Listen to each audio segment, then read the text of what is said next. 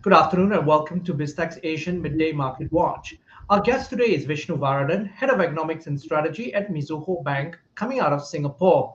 Vishnu, it's always great to have you on the show this Monday. Without a doubt, it's my pleasure to be here. Thanks for having me, Brian.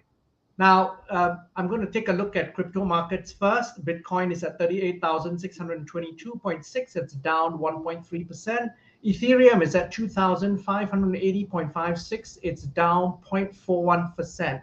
Now, if we look at regional stock markets, we'll start close to home with the Straits Times Index. That's at 3,227.76. It's down 0.67%. Across regional markets, we've got the KLSC, which is at 1,561.03. It's down 0.43%. Shanghai is at 3,267.04. It's down 1.29%. The ASX 200 is at 7,409.1. It's up 0.95%. The Nikkei is up 1.02% at 25,421.5. The Hang Seng takes another deep dive. It's at 19,787. It's down below the psychological 20,000 barrier. It's now down 3.76%. And rounding up the numbers, we've got the Kospi, which is at 2,644.45. It's down 0.67%. Now, Vishnu, the first thing that stands out is why is the Hang Seng where it is at the moment, below 20,000, and obviously the rest of the markets are pretty mixed. That's a fair question, and I think that really derived from reports of China's lockdowns, and this of course piles on top of the geopolitical risks that China is exposed to as well. So coupling these two together has seen a lot of the Chinese stocks taking a big hit with ripple effects to Hang Seng quite naturally. Even on the Nasdaq, the so-called the Dragon Index, the tech stocks in Chinese tech stocks have turned dramatically lower. So these point to some headwinds headed this way, some due to COVID factors, and others plugging into the wider geopolitics around it. And what about your comments on regional market performance besides Hong Kong? But I think it will be a mixed day, and we're really going to be mixed between persistent risks on the geopolitical front on one hand, and of course we've got the China factor for the region. That's on one hand. On the other, we've got hopes of a glimmer at the end of the tunnel, because a lot of markets are looking for Russia-Ukraine talks and hoping that some of the slightly more encouraging remarks out of Russia are going to be suggestive of getting towards a resolution. To be sure, we're probably quite some distance away from resolution. And I think the bigger point here is that it remains rather fraught. Tensions remain high, but I think hopes are that Russia will be given or will have the opportunity here to de-escalate. And I think that's what markets are banking on, which is why we've seen, despite the sell-off on Friday, we've seen US futures turning green. That's one. And we've also seen oil prices being contained. So they've eased back to $110.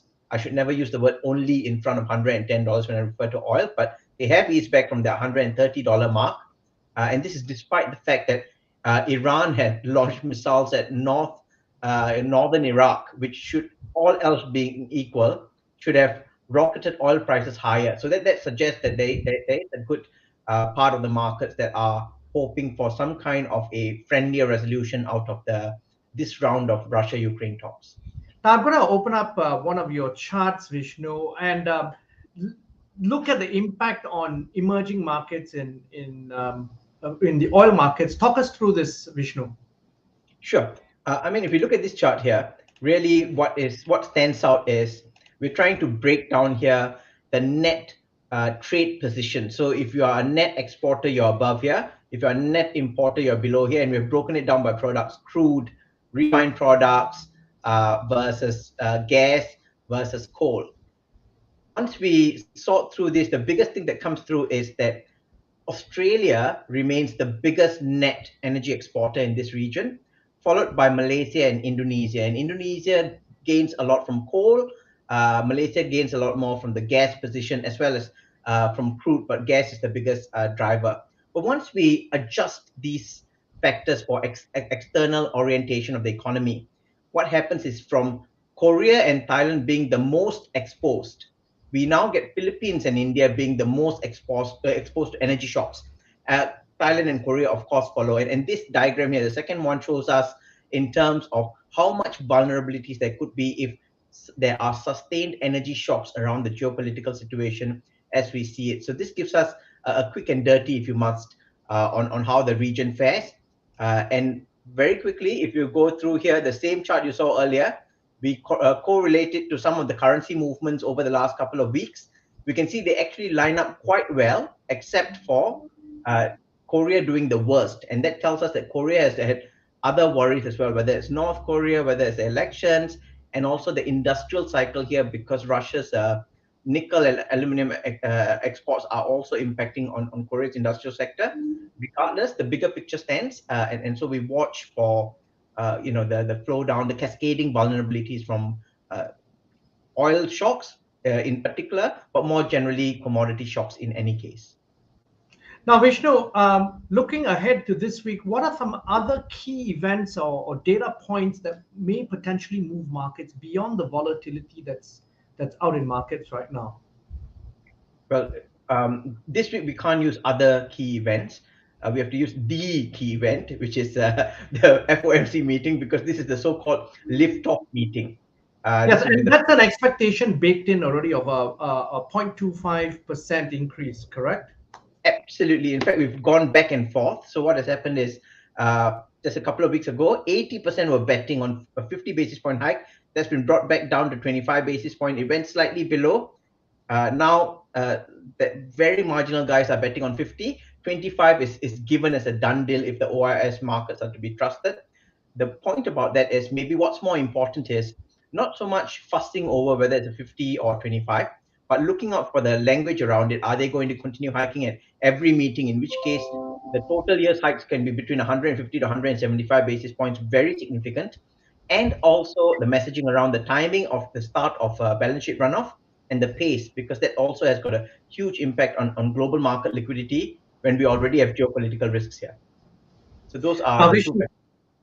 And Vishnu, thank you very much for taking your time to be on the show. My pleasure. Now, we've been speaking to Vishnu Varathan, Head of Economics and Strategy at Mizuho Bank on BizTech's Asian Midday Market Watch. I'm Brian Fernandez. Please check out this video and podcast on our website, www.biztech.asia, as well as our social media platforms. Please like and subscribe to our various platforms. Thanks again for tuning in.